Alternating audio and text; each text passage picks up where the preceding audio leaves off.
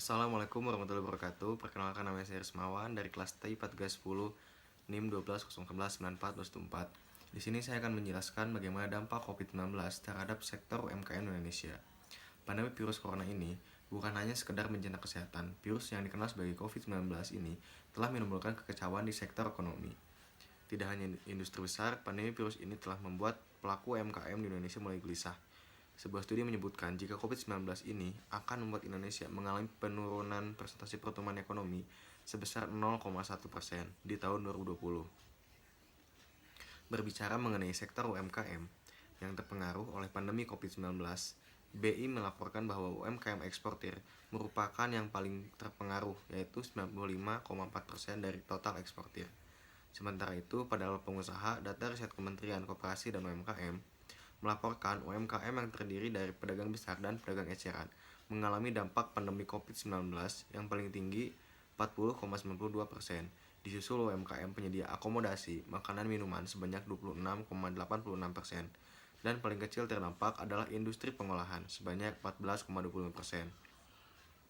Kepengaruhan sektor UMKM eksportir sebagai yang paling tinggi dilaporkan merupakan imbas langsung dari PSBB yang membuat ruang menuju sasaran produk mengalami kendala. Penjarakan sosial yang kemudian dikenal dengan social distancing juga turut menjadi faktor pemicu hambatan distribusi sehingga menyebabkan terjadinya penurunan omset penjualan dari UMKM eksportir ini.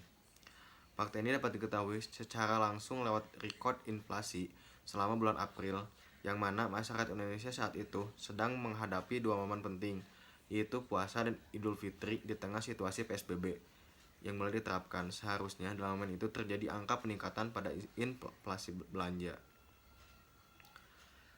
Penurunan aktivitas jual beli, anjuran social distancing demi menghindari penularan virus corona yang lebih luas, sedikit banyak turut andil menurunkan aktivitas jual beli di tengah masyarakat. Secara tidak langsung, hal ini memberikan gambaran bahwa yang pertama telah terjadi penurunan daya beli masyarakat atau ada hambatan distribusi produk, barang, dan jasa dari produsen ke konsumen. Hambatan terakhir dipengaruhi secara signifikan oleh kebijakan PSBB. Sementara itu, UMKM yang bergerak pada sektor kerajinan dan pendukung pariwisata tingginya kepengaruhan akibat pandemi sebesar 89,9% disebabkan oleh beberapa faktor, antara lain penurunan jumlah wisatawan secara tidak langsung berpengaruh terhadap omset penjualan, kesulitan mendistribusikan barang, mereka harus menutup sementara lapak dengan alasan memutus mata rantai penyebaran virus corona. Dari kedua sektor di atas, indikator kepengaruhan masih didominasi oleh faktor yang pertama, turunnya omset penjualan, yang kedua, sulit mendapatkan modal, dan sulit mengakses bahan baku industri. Dampak pada omset penjualan ini, dari hasil riset BI melaporkan bahwa tingkat penurunan yang terjadi pada rata-rata penjualan produk UMKM adalah sebesar 50%. Penyebab terjadinya penurunan ini disampaikan oleh LIPI sebagai dipengaruhi oleh keputusan 58,8% UMKM untuk menurunkan harga produk dan jasanya untuk tujuan mempertahankan usaha, sehingga keuntungan turun lebih dari 75%.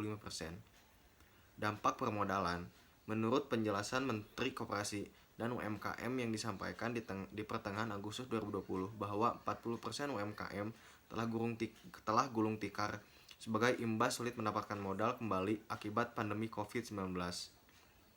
Yang ketiga, dampak pada distribusi. Riset dari Kemenkop UMKM melaporkan bahwa sebanyak 20,01 UMKM mengalami hambatan distribusi akibat kebijakan PSBB.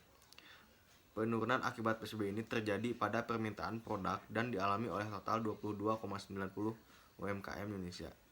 Saran dari saya sendiri untuk menangani semua adalah perubahan model bisnis dari konvensional menjadi digitalisasi merupakan hal yang paling bisa diandalkan karena saat pandemi ini minat konsumen terhadap toko online lebih tinggi dibandingkan dengan pasar konvensional. Dengan ini dapat disimpulkan bahwa yang pertama, kondisi UMKM di tengah pandemi terus mengalami penurunan kapasitas mulai dari kapasitas produk hingga penurunan penghasilan. Yang kedua, perlu adanya kebijakan dalam rangka melindungi UMKM agar tetap bisa kompetitif meskipun di tengah pandemi COVID-19. Yang ketiga, perlu adanya perubahan model bisnis. yaitu dari konvensional menjadi digitalisasi. Sekian penjelasan dari dampak COVID-19 terhadap UMKM yang ada di Indonesia. Terima kasih. Wassalamualaikum warahmatullahi wabarakatuh.